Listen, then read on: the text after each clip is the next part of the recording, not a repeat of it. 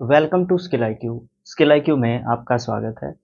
तो जैसा कि मैंने एक वीडियो डाल के पीछे आपको बताया था कि हम पीवाईक्यूज यानी कि प्रीवियस ईयर क्वेश्चंस या प्रीवियस ईयर क्वेश्चन पेपर्स को जो है स्टार्ट करते हैं, और आज हम इंग्लिश का सॉल्यूशन देखेंगे।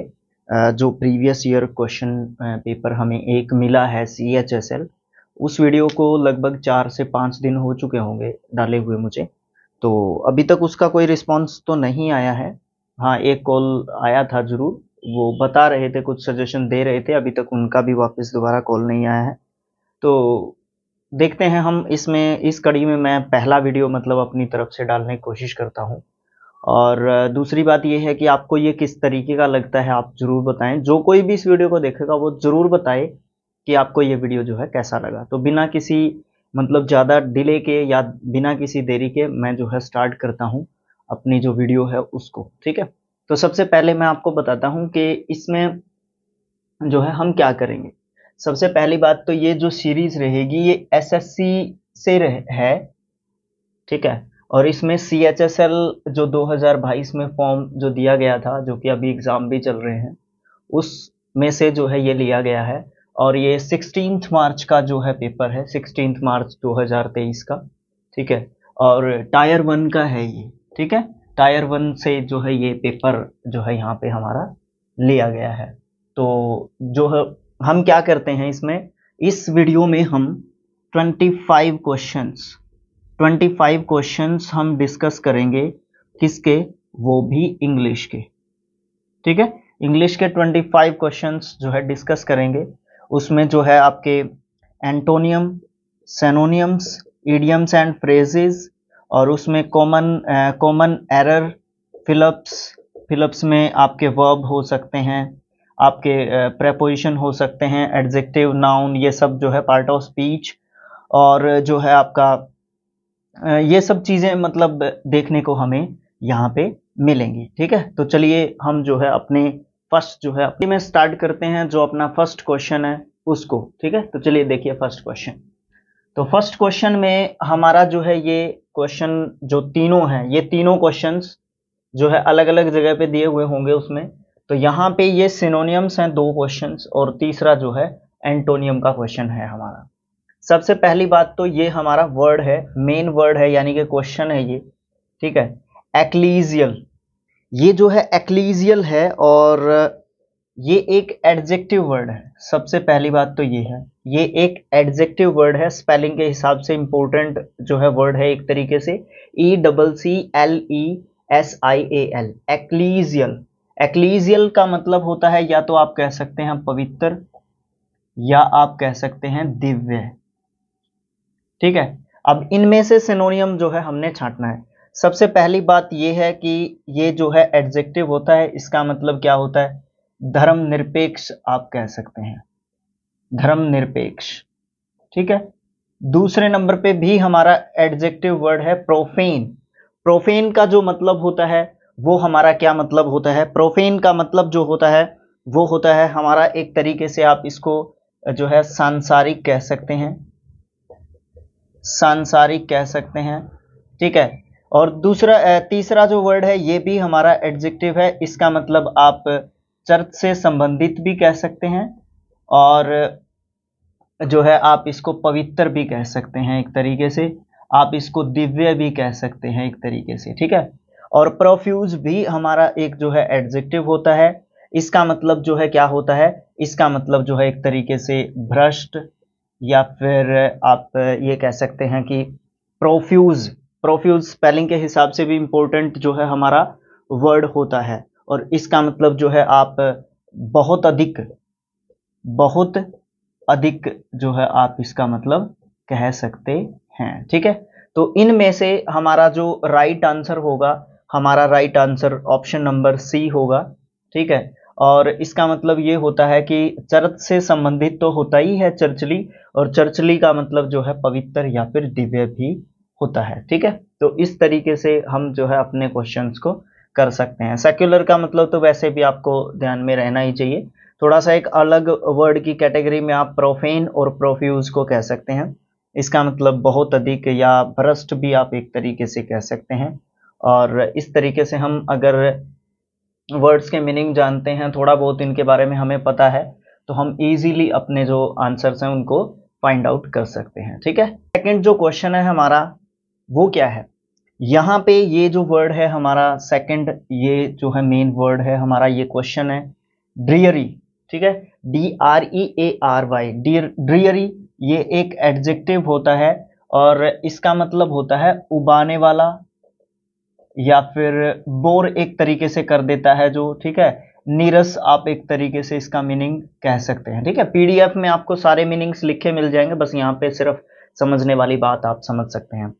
तो यहाँ पे सबसे पहले एक्टिव हमारा एडजेक्टिव होता है, इसका मतलब आप एक तरीके से एनर्जेटिक फील करना एक तरीके से ये कह सकते हैं। सुपरस्टिशियस, सुपरस्टिटियस जो है ये एडजेक्टिव होता है हमारा, OUS एंडिंग वर्ड है और इसका मतलब आप जानते ही हैं। अंधविश्वासी आप कह सकते हैं, अंधविश्वासी, या फिर आप एक तरीके से रूढ़िवादी, ये सब मतलब आप इसके कह सकते हैं। डल, डल का मतलब आप जो है क्या कहेंगे, यही कहेंगे, नीरस कहेंगे, उबाऊ कह सकते हैं। ठीक है, उबाऊ या उबाने वाला, ठीक है, बोर करने वाला, ये सब मतलब कह सकते हैं। फिर फेथ, फेथ जो है यहाँ पे हमारा नाउन वर्ड के रूप में दिया गया। फेथ का मतलब विश्वास, या फिर आप जो है और भी इसके मतलब कह सकते हैं, विश्वास या भरोसा एक तरीके से आप कह सकते हैं। ठीक है, तो यहाँ पे हमारा आंसर जो है क्या होगा, ऑप्शन नंबर सी होगा। यहाँ पे भी ऑप्शन नंबर सी जो है हमारा आंसर है। ठीक है, तो यहाँ पे इस तरीके से हम जो है अपने वर्ड्स को निकाल सकते हैं। ठीक है, सो सबसे पहले प्लायेबल जो है यहाँ पे हमारा मेन जो क्वेश्चन है, लेकिन यहाँ पे हमने सिनोनियम नहीं बताना है, यहाँ पे एंटोनियम जो है हमने बताना है। सबसे पहले प्लायेबल का मतलब जो है क्या होता है, इसका मतलब आप कह सकते हैं कोमल, मृदु आप कह सकते हैं। ठीक है, जो सख्त ना हो, ये सब मतलब प्लायेबल के कह सकते हैं। फ्लूइड, फ्लूइड जो है एक एडजेक्टिव होता है, इसका मतलब आप तरल या द्रव्य आप एक तरीके से कह सकते हैं, जो तरल अवस्था में जो चीजें या जो भी थिंग्स होती हैं। वेरिएबल, वेरिएबल का मतलब जो है आप पहली बात तो ये एक एडजेक्टिव होता है, इसका मतलब आप ये कह सकते हैं कि ये जो है क्या होता है, ये जो है अस्थिर होता है एक तरीके से। ठीक है, या फिर आप इसको कठोर भी एक तरीके से कह सकते हैं। फिर जो है यहाँ पे डक्टाइल, डक्टाइल भी जो है यहाँ पे एक एडजेक्टिव होता है, जो किसी भी चीज की जो क्वालिटीज होती हैं उनको बताता है। ठीक है, तो ये एक डिग्री भी होती है डक्टाइल, और मोर डक्टाइल और मोस्ट डक्टाइल इसकी जो है कंपैरेटिव और सुपरलेटिव डिग्रीज होती हैं। ठीक है, तो डक्टाइल का मतलब भी क्या होता है, नम्य कह सकते हैं आप एक तरीके से, और एक तरीके से आप नरम कह सकते हैं इसको एक तरीके से, है ना, ये इस तरीके से इसके मीनिंग्स बता सकते हैं। फिर रिजिड, रिजिड जो है एडजेक्टिव होता है, ये भी, ये हमारा हो सकता है कठोर, या फिर इसको आप कह सकते हैं एक तरीके से सख्त कह सकते हैं। ये सब मतलब हम इन सभी वर्ड्स के कह सकते हैं। तो यहाँ पे हमने क्या बताना है, एंटोनियम बताना है, ये भी बात ध्यान रखनी है। तो इसका मतलब ये कोमल है या मृदु है, ठीक है, नरम है, तो इसका मतलब कठोर इसका उल्टा होना चाहिए। तो यहाँ पे ऑप्शन नंबर डी जो है यहाँ पे आंसर जो है हमारा हो जाता है। ठीक है, तो ये हमारा रिजिड जो होगा एक एडजेक्टिव वर्ड होगा, इसका मतलब कठोर या फिर सख्त आप एक तरीके से कह सकते हैं। तो ये जो है इसका एंटोनियम यहाँ पे होगा। ठीक है, ऐसे तो समय लगता है जब हमें इस पे कुछ लिखना पड़ता है, तो एक तरीके से समय लगता है। और एक टाइम पे हमने ये सोचा था कि हम क्या करते हैं, जो स्क्रीन रिकॉर्डेड वीडियो होते हैं ना, जो हमने PDF बना रखा है, उस PDF से सीधा ही स्क्रीन रिकॉर्ड वीडियो बना दें तो अच्छा रहे। लेकिन उसमें ये सोच रहे थे कि थोड़ा सा क्या होता है कि व्हाइट बोर्ड पे थोड़ा सा एक पॉजिटिव इम्पैक्ट जो है व्हाइट बोर्ड का जाता है ना, तो ये चीज होती है। लेकिन आगे हम क्या करेंगे, ये जो पार्ट ऑफ स्पीच होते हैं और हमारे जो ये मीनिंग्स होते हैं, चाहे हम हिंदी में लिख रहे हो चाहे हम इंग्लिश में लिख रहे हो, उनको हम पहले ही लिख लेंगे। ठीक है, पहले ही लिख लेंगे, क्योंकि हमारे पास 4 कलर्स हैं। ठीक है, हमारे पास 4 कलर्स हैं हमारे पास पेन्स के, तो हम अलग अलग कलर से अलग अलग चीजों को लिख लेंगे और फिर आपको पहले ही बता देंगे कि ये क्वेश्चन है, ये चीज है, ये चीज है। ठीक है, तो इस तरीके से हमारे पहले 3 क्वेश्चंस हो जाते हैं। और अब हम अगली जो स्लाइड है उसमें देखते हैं नेक्स्ट जो कुछ क्वेश्चंस होंगे, एक जैसे जो भी क्वेश्चंस हैं। ठीक है, तो चलिए देखते हैं, लास्ट तक बने रहें आप, इंटरेस्ट भी आएगा। और आप जो है लास्ट में मुझे कमेंट बॉक्स में लिख के बताएं कि आपको ये वीडियो जो है किस तरीके का लगा या फिर कैसा लगा, ठीक है। तो चलिए देखते हैं नेक्स्ट जो स्लाइड है हमारी। फिर से आपका स्वागत है। यहाँ पे हम फिर से 4 जो क्वेश्चंस हैं वो जो है देखने वाले हैं। 2 स्पेलिंग टेस्ट से रिलेटेड है, एक वॉइस और एक नरेशन है। तो चलिए देखते हैं बिना किसी देरी के। तो देखिए, जो स्पेलिंग टेस्ट वाला क्वेश्चन है उसमें सेम स्पेलिंग लिख रखा था हर जगह, इसको गलत करके लिखा हुआ है, और ये है रेप्रीमेंड। रेप्रीमेंड मैं यहाँ पे लिख भी लेता हूं एक बार स्पेलिंग, REPRIMAND,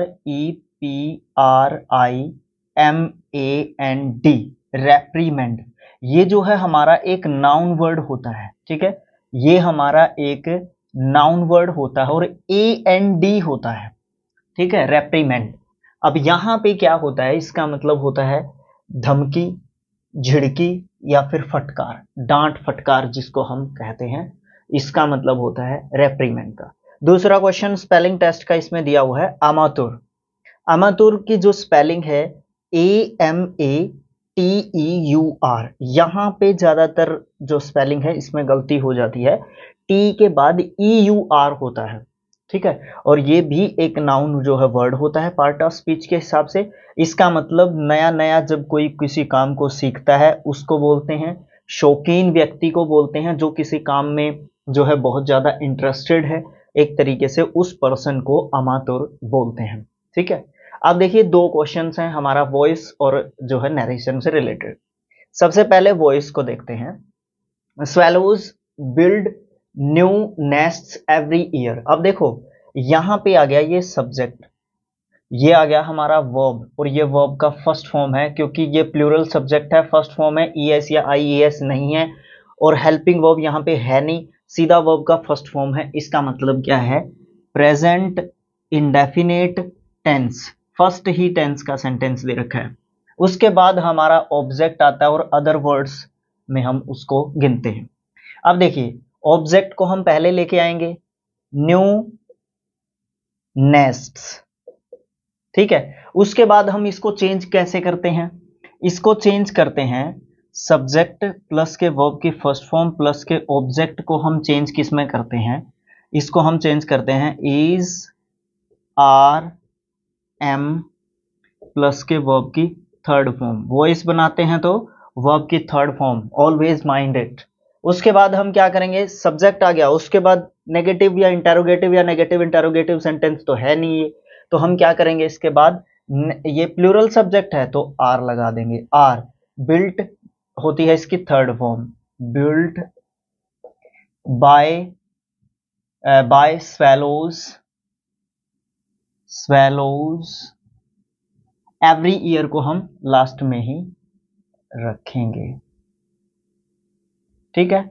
ये हमारा हो जाता है। स्लाइड का लास्ट क्वेश्चन है, ये हमारा नरेशन से जो है रिलेटेड है, और ये क्वेश्चन क्या दिया गया है, the teacher asked me if I had seen the match. देखिए यहाँ पे क्या कर रखा है, हमारे जब में नरेशन करते हैं तो उसमें सेंटेंस होते हैं 2 टाइप के, एक तो होता है डायरेक्ट और उससे हम बनाते हैं इनडायरेक्ट, ठीक है। डायरेक्ट से हम क्या बनाते हैं, इनडायरेक्ट बनाते हैं। अब यहाँ पे क्या चीज दी गई है, देखो, the teacher asked me if I had seen the match. एक चीज होती है इन्वर्टेड कोमास, इसके अंदर हमारी रहती है रिपोर्टेड स्पीच, और इसके बाहर हमारी रहती है रिपोर्टिंग वर्ब, ठीक है। अब यहाँ पे इन्वर्टेड कोमास नहीं दे रखे तो इसका मतलब ये सेंटेंस हमारा क्या है, इनडायरेक्ट है, और इससे हमने रिवर्स चलना है, जो नेचुरली हम करते हैं वो नहीं करना है, रिवर्स चलना है इससे हमें, ठीक है। अब ये चीज देखो, अब दूसरी बात, इसको पहचान, एक चीज पहचान ली, दूसरी बात पहचानो कि ये टेंस कौन सा लगाया गया है या कौन सा जो है यहाँ पे है।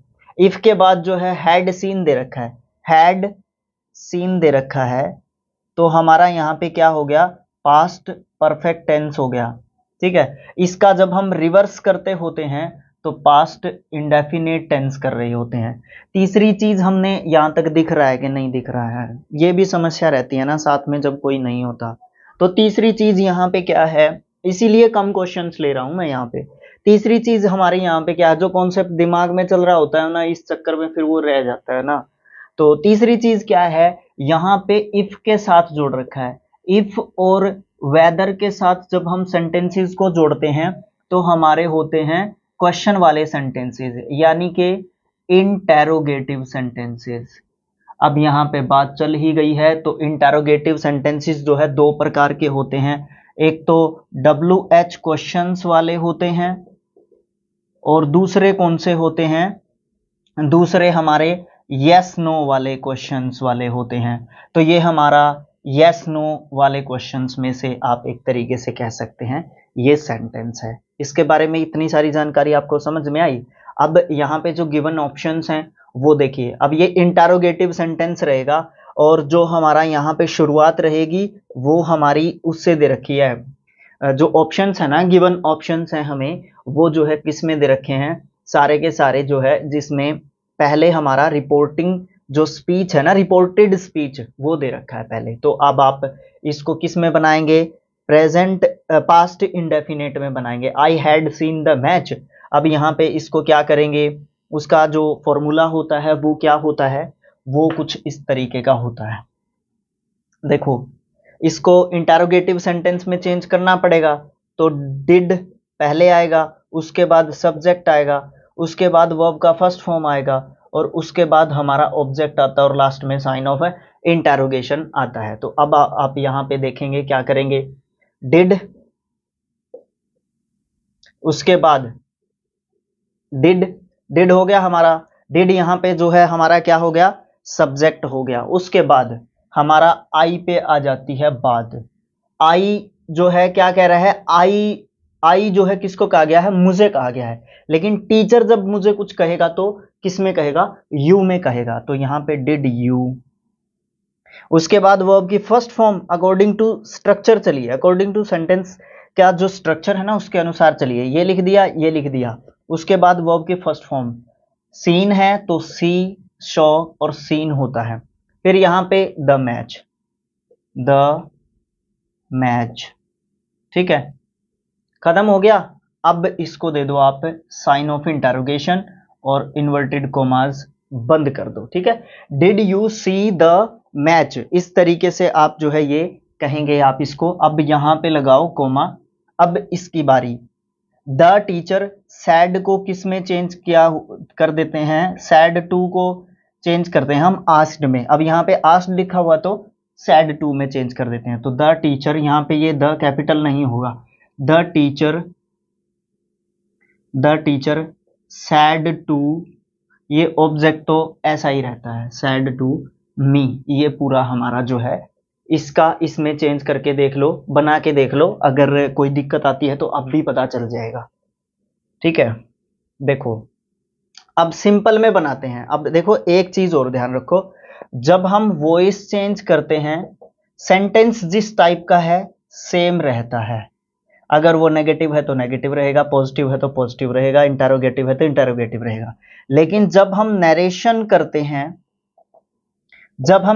करते हैं सेंटेंस को एसर्टिव यानी कि पॉजिटिव जो है सेंटेंस जो है लिखते हैं। ये बात भी अपने दिमाग में आप लिख लें, ठीक है। ये गलती कभी भी हो सकती है, कहीं पे भी हो सकती है और किसी से भी हो सकती है, क्योंकि एक टाइम पे जब हम एग्जाम में बैठे हुए होते हैं ना, जब हम एग्जाम में बैठे हुए हैं तो टाइम जो है जल्दी जल्दी चलता है। अब यहाँ पे मैंने इनको पढ़ा भी है, फिर मैंने इनको तैयार भी किया है, फिर मैंने इनको करके भी देखा है, और अब मैं आपको इनको करवा भी रहा हूँ। तो 4 से 5 बार इनका रिवीजन मैं खुद कर चुका हूँ, और अब इनको इतना टाइम ले रहा हूँ मैं इनको समझाने में। वो तो चलो ठीक है, समझा रहे हैं तो उसमें टाइम जा रहा है, ठीक है। तो ये चीजें ऐसे ही नहीं होती। तो वो एक टाइम पे अपना जो कंसंट्रेशन है उसको बना के रखना, और फिर उस चीज को जो है एक रिजल्ट देना, एक निश्चित और तय समय में एक रिजल्ट देना, तो वो उसके लिए आपको बहुत ज़्यादा मतलब एफर्ट्स करने पड़ते हैं लगातार, कंटिन्यूअसली जब हम पढ़ते हैं तो उसका वो रिजल्ट होता है ना। तो चलिए देखते हैं, हमने 7 क्वेश्चंस जो है डिस्कस कर लिए, बाकी के क्वेश्चंस भी हम डिस्कस करते हैं। तो चलिए देखते हैं नेक्स्ट जो स्लाइड है। चलिए देखते हैं अपना नेक्स्ट जो 3 क्वेश्चंस यहाँ पे हमने लिए हैं, और इन 3 क्वेश्चंस में हम जो है क्या करने वाले हैं। क्वेश्चन नंबर 8 में जो है neither of two companies are winning in the prize war, ठीक है, neither of two companies are winning in the prize war. अब यहाँ पे ये जो क्वेश्चन है ना, ये इम्प्रूव द सेंटेंस वाले क्वेश्चंस में से है, और जो लाल निशान लगाया हुआ है जहां तक, यहाँ पे कोई ना कोई दिक्कत है। अब यहाँ पे दिक्कत क्या है, ये क्वेश्चन जो है क्या है, ये क्वेश्चन है सब्जेक्ट वर्ब अग्रीमेंट या सब्जेक्ट वर्ब कंकर्ड, ठीक है, या सेंटेक्स, सेंटेक्स वाले क्वेश्चंस में से ये चैप्टर में से है। अब देखो होता क्या है, जब हम ईच ऑफ तो लास्ट में लिख देंगे, ईच, आइदर, नाइदर,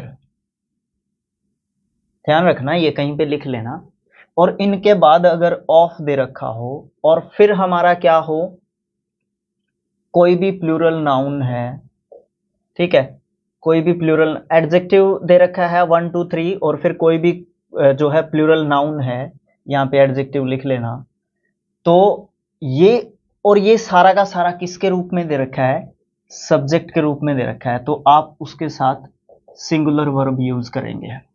मैं रिपीट कर रहा हूं इस चीज को, ईच ऑफ हो, आइदर ऑफ हो, नाइदर ऑफ हो, यहां पे नाइदर ऑफ है, ठीक है, नाइदर ऑफ है, फिर उसके बाद कोई भी एडजेक्टिव है, न्यूमेरिकल एडजेक्टिव कह लीजिए आप इसको है, और फिर यहाँ पे प्लूरल नाउन है, या फिर प्लूरल नाउन डायरेक्ट आ जाता है यहाँ पे, तो यहाँ पे सिंगुलर वर्ब होगा ना कि प्लूरल वर्ब, तो यहाँ पे इज होगा। कहने का मतलब ये है neither of two companies is winning in the prize war, इस तरीके से हम इसको इंप्रूव कर सकते हैं। तो ये सब्जेक्ट वर्ब एग्रीमेंट का क्वेश्चन था, इंपॉर्टेंट होता है ये चैप्टर।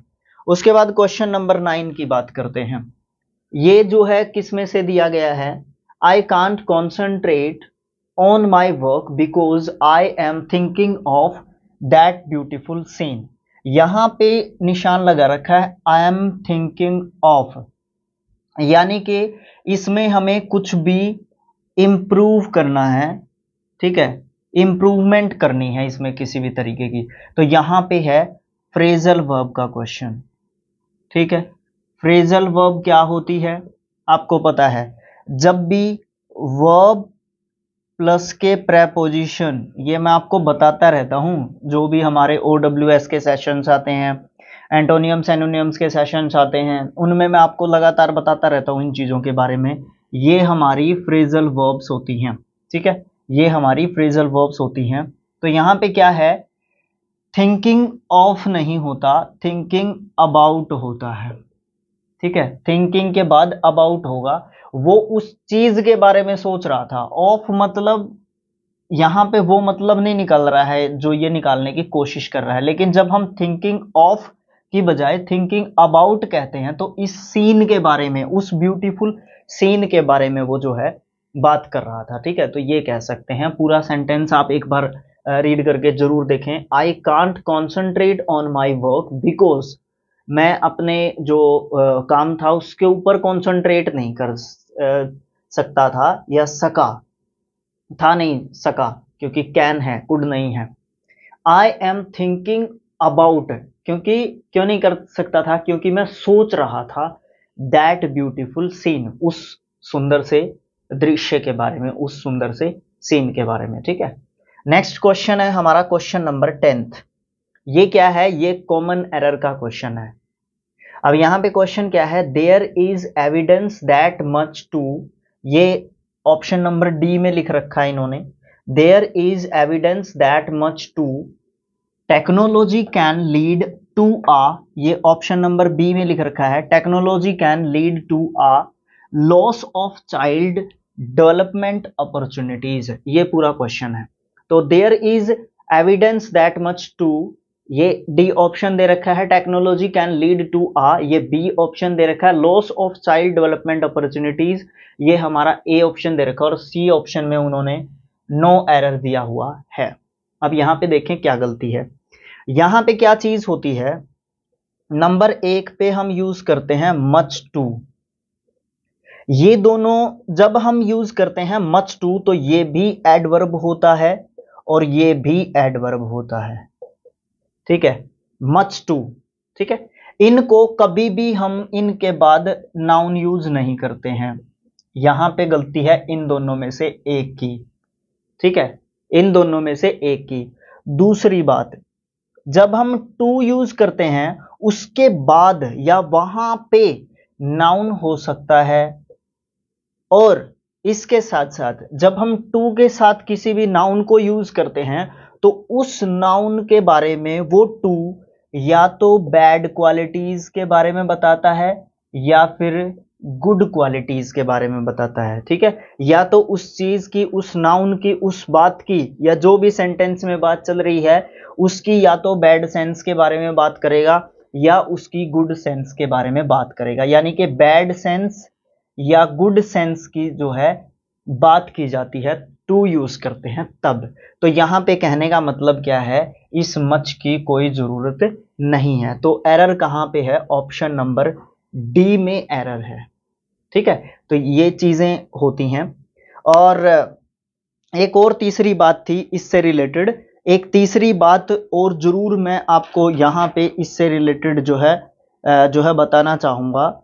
ये दोनों, जब हम टू प्लस के मच यूज करते हैं, जब हम टू प्लस के मच यूज करते हैं तो टू जो है पहले जब यूज किया जाता है तो ये एडवर्ब के रूप में यूज किया जाता है, और ये जो है हमारा एडजेक्टिव के रूप में यूज किया जाता है। लेकिन हमारा जो मेन स्ट्रक्चर होता है वो क्या होता है, सबसे पहले एडवर्ब आता है, फिर हमारा एडजेक्टिव आता है, और फिर हमारा नाउन आता है। एक सिंपल सेंटेंस में एक सिंपल स्ट्रक्चर जो होता है वो ये होता है। लेकिन यहाँ पे ये दोनों जो है, नहीं सॉरी, ये ठीक है, एडवर्ब जो है पहले एडवर्ब आएगा ये टू, और फिर जो है हमारा मच एडजेक्टिव होता है।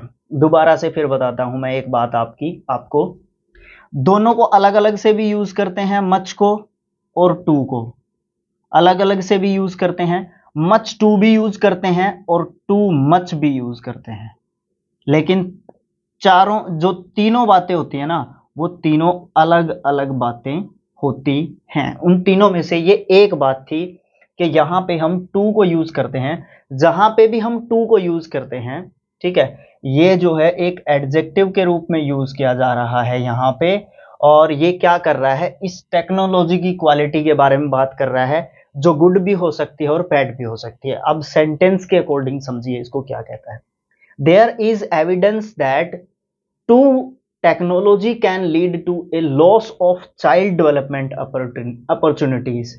मतलब क्या है कि यहां पे एक ऐसा एविडेंस है कि जब हम टेक्नोलॉजी का बहुत ज्यादा यूज करते हैं, टेक्नोलॉजी कैन लीड, जब टेक्नोलॉजी लीड करती है तो उससे एक खतरा रहता है, लॉस होता है चाइल्ड डेवलपमेंट, जो अपॉर्चुनिटीज, जो बच्चे का जो विकास होना होता है ना, उसमें जो है टेक्नोलॉजी का अत्यधिक यूज करना क्या हो सकता है, खतरनाक जो है एक तरीके से हो सकता है।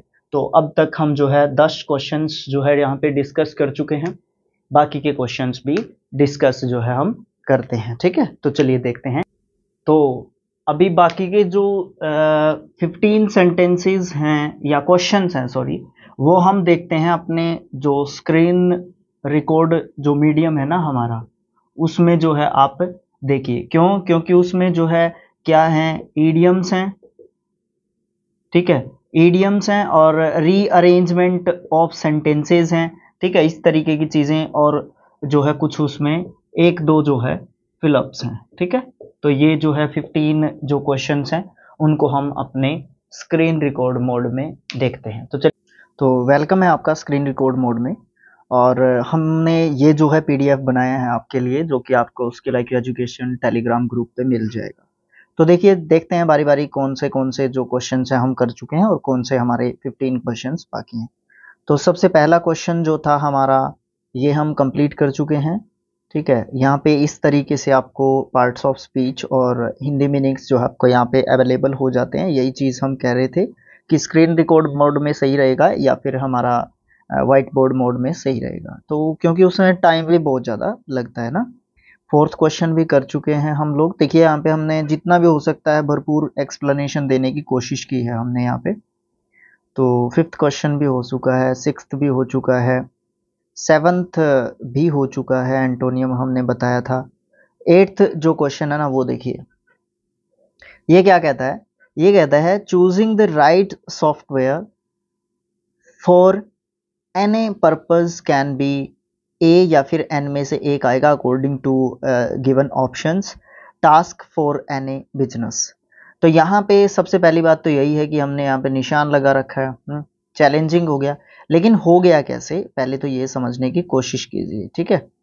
तो ये हम कैसे कह सकते हैं कि चैलेंजिंग होगा यहाँ पे।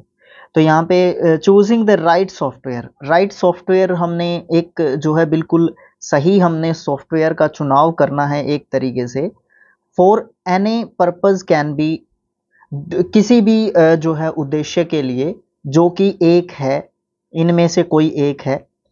टास्क फॉर एनी बिजनेस, जो किसी भी जो है काम में जो है आने का लिए हो सकता है। क्या हो सकता है, क्या हो सकता है, चैलेंजिंग यानी कि वो चुनौती भरा जो है हो सकता है।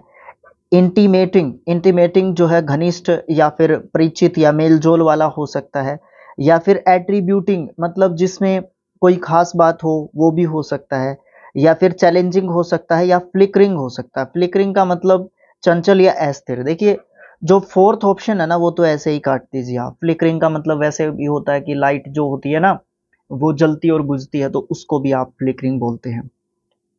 इंटीमेटिंग, इंटीमेटिंग जो है क्यों नहीं हो सकता, क्योंकि मेल जोल वाला जो है यहाँ पे ऐसा कोई बात ही नहीं की गई है। चूजिंग द राइट सॉफ्टवेयर कहा है इसने कि जो जो सॉफ्टवेयर चुनना है ना वो इतना आसान काम नहीं है किसी भी उद्देश्य के लिए। वो क्या हो सकता है, एक वो हमारे लिए एक चुनौती भरा हो सकता है, वो एक चैलेंजिंग जो है हमारे लिए हो सकता है। तो इसलिए हम जो है यहाँ पे ऑप्शन नंबर 3 को चुनते हैं। फिर यहाँ पे आता है पैराजंबल सेंटेंस, ठीक है। तो यहाँ पे पैराजंबल जो सेंटेंसेस हैं वो कुछ इस तरीके से आते हैं। तो देखिए यहाँ पे है almost all the cities of Japan, Hiroshima, Hiroshima एक सिटी है आपको पता है, यहाँ पे परमाणु बम जो है गिराया था यूएसए ने। Is the one that experiences earliest mornings. क्यों जो सेंटेंस है, it experiences the earliest sunrise amongst all the countries. R है according to the word of Japanese Inoue, Inoue का मतलब होता है जो वहाँ के क्या बोलते हैं उनको, एक तरीके से डिप्लोमेट, संदेशवाहक ये कह सकते हैं आप इनोए का। Inoue himself, that name was chosen because the country was so close to where the sun rises. Last जो सेंटेंस है एस वाला, Japan is also known as the land of rising sun. तो सबसे पहले यहाँ पे जो राइट आंसर है हमारा SQRP, एस पहले नंबर पे, क्यू दूसरे नंबर पे, आर तीसरे नंबर पे और पी जो है चौथे नंबर पे। तो सबसे पहले क्या है, Japan is also known as the land of the rising sun. Japan जो है एक राइजिंग सन के लैंड के रूप में जानी जाती है। दूसरे नंबर पे बात है इसने एक्सपीरियंस किया है पहले की जो कंट्रीज हैं वहाँ के राइजिंग सन, इस तरीके की कोई बात की गई है। तीसरे नंबर पे बात है according to the word of Japanese Inoue himself, the name was chosen because the country was so close to where the sun rises. और ये नाम उसको क्यों दिया गया था, राइजिंग सन कंट्रीज में से एक है, क्यों दिया गया था, क्योंकि एक एनोए ने खुद बताया था वहाँ के किसी स्कॉलर पर्सन ने या किसी व्यक्ति ने जो है वहाँ के बताया था, एक स्पेशल व्यक्ति ने वहाँ के बताया था कि जो उन कंट्रीज में से एक रहा है, या जो जहाँ पे सूरज जल्दी निकलता है, कुछ इस तरीके की बात कही गई कि उनमें से एक रहा है ये जापान। सबसे लास्ट में जो है पहली बात आती है almost all cities of Japan, लगभग सारी की सारी जो सिटीज हैं जापान की, हिरोशिमा स्पेशल जो है मान के चलिए। Hiroshima is the one, Hiroshima उनमें से एक है, सारी सिटीज में से जापान की हिरोशिमा उनमें से एक है जिसने एक्सपीरियंस किया था अर्लीस्ट मॉर्निंग्स को, ठीक है। तो इस तरीके की बात जो है की गई है। फिर यहाँ पे इडियम जो है नहीं किया है। पीस ऑफ केक का मतलब क्या होता है, पीस ऑफ केक का मतलब होता है something which is very simple. जो अब देखिए केक जो है क्या होता है, केक हमारा बिल्कुल सॉफ्ट चीज होती है ना, बिल्कुल आसान चीज, बिल्कुल आसान काम, उसको हम क्या कहते हैं, पीस ऑफ केक जो है कहते हैं। अब मैं आपसे यहाँ पे एक क्वेश्चन कर लेता हूँ, ठीक है, आप जो है इससे रिलेटेड एक सेंटेंस जो है कमेंट बॉक्स में बनाएंगे, ठीक है। उसके बाद चलो ये ऑप्शन तो एक बार पढ़ ही लीजिए, नहीं ऑप्शन पढ़ने का क्या मतलब है, अगर कर ही लिया हमने तो फिर से एक पैराजंबल टेस्ट जो है यहाँ पे आता है, इसका एक्सपीरियंस करना पड़ेगा, इसके और भी ज़्यादा क्वेश्चंस पढ़ने पड़ेंगे, ठीक है। तो खासकर मुझे भी इसमें प्रॉब्लम काफ़ी आती है।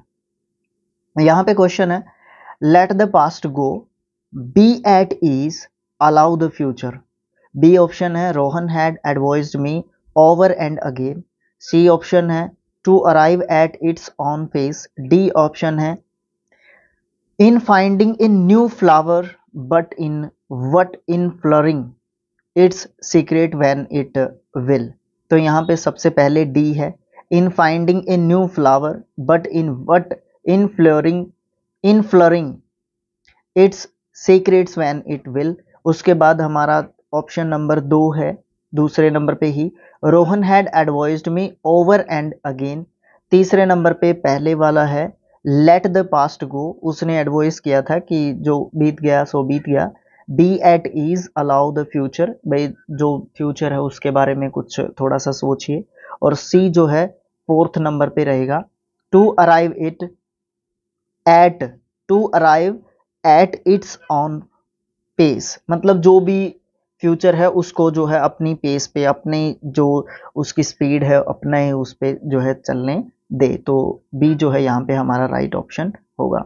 नरेशन का ये सेंटेंस कर चुके हैं, यहाँ पे पीडीएफ में एक गलती है, इसको इनडायरेक्ट सेंटेंस आप कहेंगे और इसको आप जो है डायरेक्ट सेंटेंस कहेंगे, ठीक है, क्योंकि डायरेक्ट से इनडायरेक्ट बनाते हैं ना, तो ये हमारा ऑप्शन था, यहाँ पे सीधा हमने आंसर लिखा हुआ है। फिर फिलअप आता है, ये है do you dash your tap water before drinking. आप फ्लिकर करते हैं, आप फ्लर्ट करते हैं, आप फ्लश करते हैं या फिल्टर करते हैं। तो सबसे पहली बात तो ये है, जो हमारा फ्लर्ट है वो तो आप निकाल ही दीजिए। अब फ्लर्ट का मतलब क्या होता है, फ्लर्ट का मतलब होता है किसी के साथ छेड़छाड़ करना, ठीक है, वो वाला फ्लर्ट है ये। उसके बाद फिल्टर, फिल्टर का मतलब होता है छानना या फिल्टर करना, ऑप्शन तो यही है, हमारा आंसर तो डी ही है। लेकिन फ्लिकर का मतलब होता है वही जो मैं लाइट की बात कर रहा था शुरुआत में, वो फ्लिकरिंग होता है, ठीक है, एक तरीके से, तो ये भी नहीं होगा। और फ्लश जो है हमारा एक तरीके से हम क्या होते हैं, एक तरीके से जैसे शर्माते हैं, या एक तरीके से चेहरा लाल होने का मतलब भी ये होता है कि किसी भी तरीके से हमें शर्मिंदगी का महसूस करनी पड़ गई हो। ये पॉजिटिव भी हो सकती है और ये नेगेटिव भी हो सकती है, दोनों तरीके से हम इसको यूज करते हैं। तो तीनों जो है बिल्कुल अलग ही जो है ऑप्शंस दिए हुए थे, यहाँ पे फिल्टर सीधा ही आंसर था। उसके बाद हमारा नेक्स्ट जो क्वेश्चन है, ये स्पेलिंग टेस्ट का हो चुका है, ये सिनोनियम का क्वेश्चन भी हमारा रह गया, ये हमने वहां पे लेना था, लेकिन यहाँ पे भी अच्छे तरीके से इसको किया जा सकता है। अनबेस्ड, अनबिएस्ड, ये एक एडजेक्टिव होता है, इसका मतलब निष्पक्ष या निराधार आप कह सकते हैं, या जो भी अपक्षपाती, अपक्षपाती मतलब जो न्यूट्रल रहता है हमेशा, ठीक है। तो इसका सिनोनियम बताना है कैंडिड। कैंडिड जो है बिल्कुल स्पष्ट या फिर निर्भीक या फिर खरा या बिल्कुल सरल, ये सब मतलब हम कह सकते हैं, सारे के सारे एडजेक्टिव वर्ड्स हैं। उसके बाद है स्पाइएंट, अच्छा वर्ड है स्पाइएंट। स्पाइएंट का मतलब बुद्धिमान या वॉइस, आप इसका सिनोनियम एक तरीके से कह सकते हैं। उसके बाद अब अनकम्प्लेनिंग, अनकम्प्लेनिंग आप जो है क्या मान के चलिए, तो कंप्लेन होता है उसका मतलब शिकायत करना, अनकम्प्लेन मतलब उसका उल्टा, और आईएनजी लगा दिया उसके साथ, तो एडजेक्टिव उसको हमने बना दिया। तो जो शिकायत करता है या जो सहनशील, शिकायत नहीं करता है एक्चुअली, अन लग गया ना तो इसलिए, कंप्लेनिंग अगर होगा तो शिकायत करने वाला, और अन लग गया तो अनकम्प्लेनिंग मतलब शिकायत नहीं कर, उसको कोई शिकायत या गिला शिकवा नहीं है, ठीक है। तो इस तरीके से हम ये कह सकते हैं। हम्बल का तो आप जानते ही हैं, बिल्कुल साधारण जो है विनम्र, विनम्र जो है इसका हम कैसे लिखना भूल गए यहाँ पे, विनम्र एक तरीके से इसका हम्बल का आप समझ सकते हैं। तो ऑप्शन जो है हमारा ए, इसका राइट ऑप्शन जो है हमारा यहाँ पे होगा अनबेस्ड का, ठीक है। अगर हमें अनबेस्ड का ही नहीं पता होगा तो इन सभी का हमें पता रहो, उससे कोई फर्क नहीं पड़ता। हाँ, पड़ भी सकता है फर्क, क्यों पड़ सकता है, बाकी के 3 ऑप्शन एक जैसे से मिलेंगे, एक अलग मिलेगा, वही हमारा आंसर हो जाता है। लेकिन कई बार ऐसा नहीं होता है। ठीक है, उसके बाद जो है नेक्स्ट क्वेश्चन कर चुके हैं, ये भी हमारा करना बाकी है क्वेश्चन।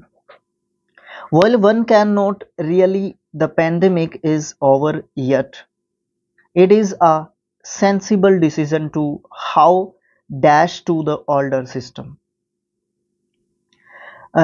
जब कोई ये कहता है कि सच में ही जो है पेंडेमिक जो है ओवर नहीं हुआ है, खत्म नहीं हुआ है अभी, it is a sensible decision, ये एक अच्छा जो है उसका डिसीजन है, to how dash to the older system, कि जो पुराना सिस्टम है ना उससे किस तरीके से हम वहां पे आ सकते हैं, किस तरीके से उस पुराने सिस्टम पे हम वापस लौट सकते हैं। तो option B is the right option, revert. Revert का मतलब ये सारे के सारे पहली बात तो वर्ब हैं, ठीक है। रिवर्ट, रिवर्टेड, रिवर्टेड इसका सेकंड एंड थर्ड फॉर्म होता है। और रिवर्ट का मतलब होता है वापस जो है उसी सिचुएशन में आना, वापस जो है लौटना। सिंपैथाइज, सिंपैथाइज्ड, सिंपैथाइज्ड इसका सेकंड एंड थर्ड फॉर्म होता है। सिंपैथी से ये वर्ड बना है, इसका मतलब क्या होता है, सहानुभूति एक तरीके से होता है। और जब आप वर्ब के रूप में यूज कर रहे हैं सिंपैथाइज, तो हमदर्दी रखना, हमदर्दी करना, सहानुभूति रखना या करना, ये सब मतलब कह सकते हैं। स्टिक, स्टिक्ड, स्टिक्ड इसका सेकंड एंड थर्ड फॉर्म होता है, इसका मतलब लगाना या चुभाना, चुभाने से समझ गए होंगे आप मीनिंग इसका। फिर है कॉम्प्रीहेंड, कॉम्प्रीहेंड, कॉम्प्रीहेंशन वाला कॉम्प्रीहेंड, ठीक है, इसी से जो है हमारा कॉम्प्रीहेंशन बनता है। ये वर्ब होती है कॉम्प्रीहेंडेड, कॉम्प्रीहेंडेड इसका सेकंड एंड थर्ड फॉर्म होता है, इसका मतलब किसी भी चीज को समझना या जान लेना, ठीक है।